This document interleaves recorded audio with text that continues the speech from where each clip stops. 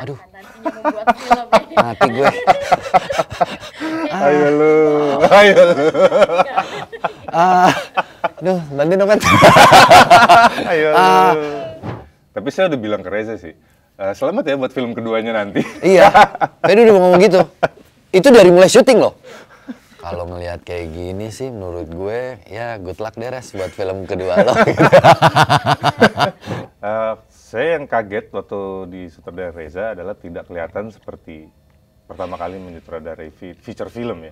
Menurut kalian Reza mirip sutradara siapa nih kayaknya? Aku bilang A, yang ini bilang B, ya juga bener. Ini gabungan ini sama ini nih gitu. Saya merasa bahwa dengan pengalaman sebagai aktor, setidaknya itu sebenarnya justru menjadi privilege tersendiri. Artinya, sesama aktor, kami berdua tahulah kira-kira mana yang paling nyaman, atau direction seperti apa yang cukup nyaman dan clear.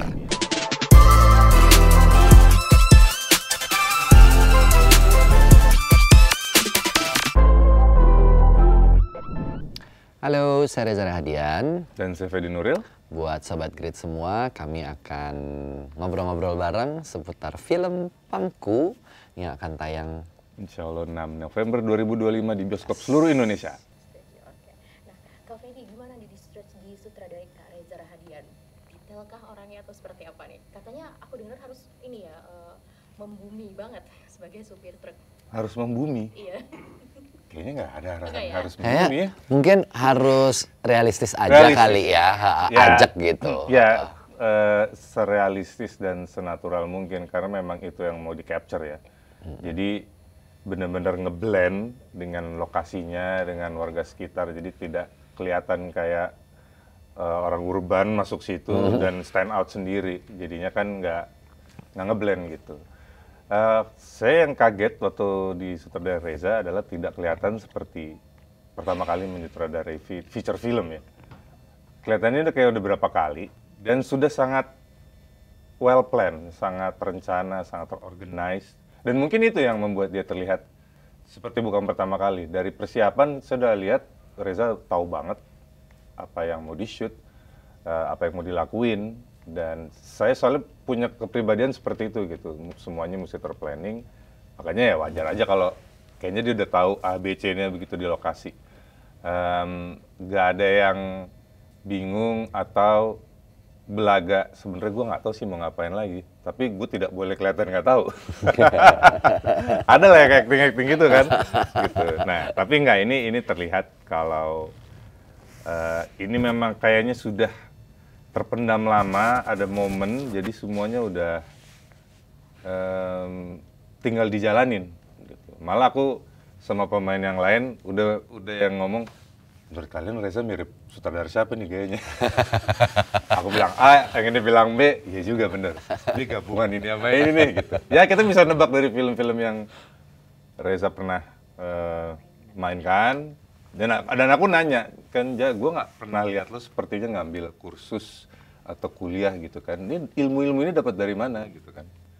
Ya Reza cerita memang selama syuting tuh dia bukan hanya syuting tapi ya nanya, take notes. Jadi ya nggak heran lah kalau waktu eksekusi itu udah kelihatan paham banget. Selama proses syuting aman ya Kak ya? Aman? Sutradara sama Kak. Aman. Kok aman nih gitu? Kenapa? Aman kan? Kayak worried. Aman kan? Aman. Ya. Mungkin saya nambahin dikit aja. Prosesnya tuh saya merasa bahwa dengan pengalaman sebagai aktor, setidaknya itu sebenarnya justru menjadi privilege tersendiri. Artinya sesama aktor, kami berdua tahulah kira-kira mana yang paling nyaman, atau direction seperti apa yang cukup nyaman dan clear. Yang nggak zero banget ya. Clear untuk, oke, kami tahu nih kami harus ngapain di set gitu. Dan ruang kami itu dikasih untuk kami explore di set. Karena kan biar bagaimanapun ketika Fedi masuk ke set, dia juga pasti tahu gitu, oh kayaknya ini bisa gue manfaatkan, kayaknya ini bisa gue lakukan gitu. Jadi saya juga mungkin salah satu karakter ya dari film ini, hampir semua pemain itu tidak ada yang berhenti berkegiatan dalam semua take. In general, hampir gitu. Saya bisa bilang mungkin 75-80% tuh rata-rata begitu. Jadi selalu ada hal-hal yang harus dilakukan gitu.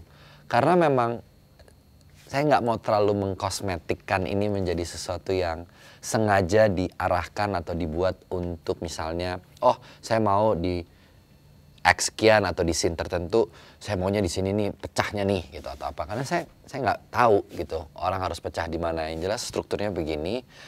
Biarkan nanti audiens merasakan sendiri pengalaman apapun yang ingin mereka dapatkan atau yang bisa mereka dapatkan dari filmnya.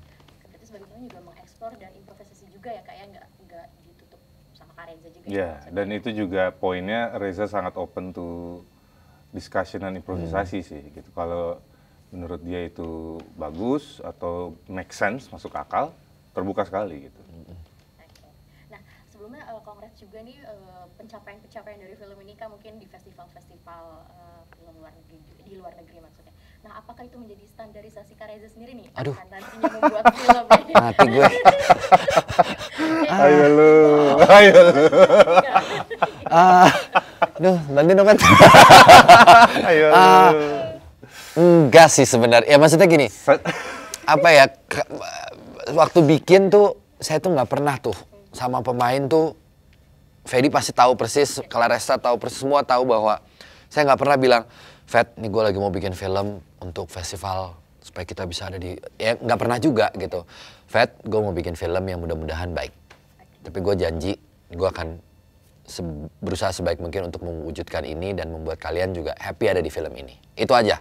Tapi bahwa filmnya traveling kemana, saya rasa itu bonus kali ya, gitu.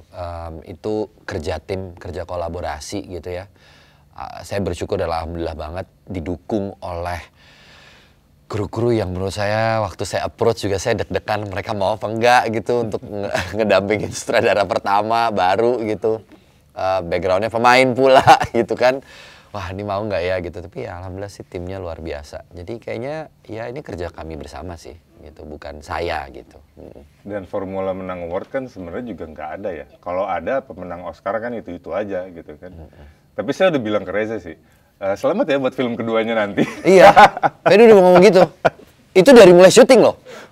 Kalau ngelihat kayak gini sih menurut gue ya good luck deh Res buat film kedua lo. Banyak juga yang di komen kayak ini cocok banget buat menang-menang di film festival gitu. Aduh. Terus dekilnya juga masuk. Tapi itu iya sih, itu tuh PR tuh. Itu PR banget tuh. Maksudnya kita tahu gimana ya caranya bikin Fedi Nuril, bikin Claressa, bikin semua tuh bisa blend in. Karena Fedi kan tadi bilang, nggak gampang loh kita untuk bisa datang ke situ bukan sebagai tamu, bukan pengunjung gitu ya, kelihatan lagi datang. Tapi ya hidup memang di situ gitu. Jadi mungkin pembawaan diri, respon-respon terhadap dialog dan segala macam tuh ya menjadi sangat krusial sih. Oke, nah aku mau tanya juga nih Kak. Mungkin ada scene favorit nggak Kak masing-masing tapi tanpa spoiler? Atau mungkin Kak Fedi yang tadi? Yang mana? Yang scene comberan enggak ya? Itu behind the scene sih jatuhnya. Okay. Nggak kelihatan itu di kamera. Okay. Scene favorit. Sebenarnya ada sih bentuk aktingku yang terlihat ngeblend, tapi sebenarnya karena sempit ya. Yang mana ya? Gue nggak tahu apa kalau melihat gue sengaja membuat bentuknya begini, cara ngambilnya begitu, yang terlihat memang orang dari pedesaan atau perkampungan. Tapi saya ngelihat tuh kayak itu gue nggak buat, itu karena emang sempit. Tapi jadinya menjadi sebuah karakter gitu. Nah itu di warung-warung itu sih yang Iya, oke. Oh, gue ingat yang mana. Iya. Di warung, adegan di warung Pangku itu sih yang favorit karena semua yang di situ terlihat seperti orang situ karena memang ruang lingkup yang sempit, jadi kita nyesuaiin, tapi menjadi sebuah keseragaman.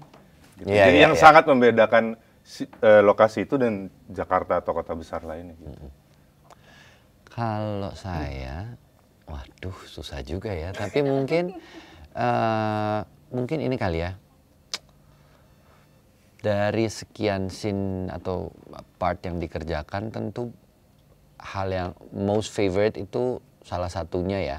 Itu mengerjakan bagaimana interaksi yang terjadi antar pemain di tiap setnya. Selalu punya kekhasannya sendiri-sendiri gitu. buat saya itu penting sih, dan itu menjadi hal yang menyenangkan. Mungkin favorit, it's hard to say gitu ya, tapi menyenangkan ketika Fedi punya kekhasannya, punya kebiasaannya, dan kebiasaan itu nantinya kalau kalian nonton filmnya, mudah-mudahan teman-teman bisa dapet, oh something is happening gitu. Tapi saya nggak bisa jelasin apa gitu. Oke. Terakhir Kak, mungkin pesan yang ingin disampaikan mungkin dari Kak Reza sebagai sutradara atau dari Kak Fedi sebagai pemain dari karakternya itu.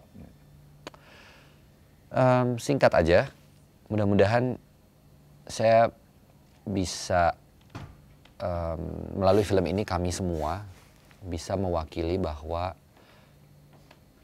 para penonton yang nanti akan menonton film ini ikut atau turut merasakan bahwa perjuangan itu besar kecilnya nggak ada yang tidak berarti.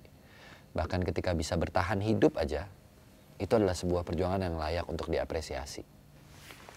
Ya, kalau aku sebagai aktor yang berperan di film ini dan syuting di lokasi itu, yang aku nggak menduga tuh aku justru mendapat inspirasi melihat bagaimana orang-orang ini dengan tidak ada pilihan tapi terus berjuang untuk survive, membuat aku merefleksi diri sendiri sih, kayak apakah dengan semua privilege ini gue udah sekuat mereka gitu. Dan semoga penonton juga bisa terinspirasi melihat itu gitu. Jadi tidak menyanyiakan apa yang dipunya dan tidak melupakan yang butuh bantuan juga. Oke, teman-teman semua, film Pangku yang mudah-mudahan bisa menjadi sebuah karya yang menjadi surat cinta untuk para ibu, para perempuan di luar sana, dan anak-anaknya yang sedang memperjuangkan sesuatu. Akan tayang tanggal berapa, Fet? 6 November 2025 di seluruh bioskop Indonesia. Yes. Sampai ketemu. Terima kasih sudah menonton video ini. Jangan lupa subscribe dan aktifkan lonceng notifikasi supaya kamu nggak ketinggalan video terbaru dari Grid.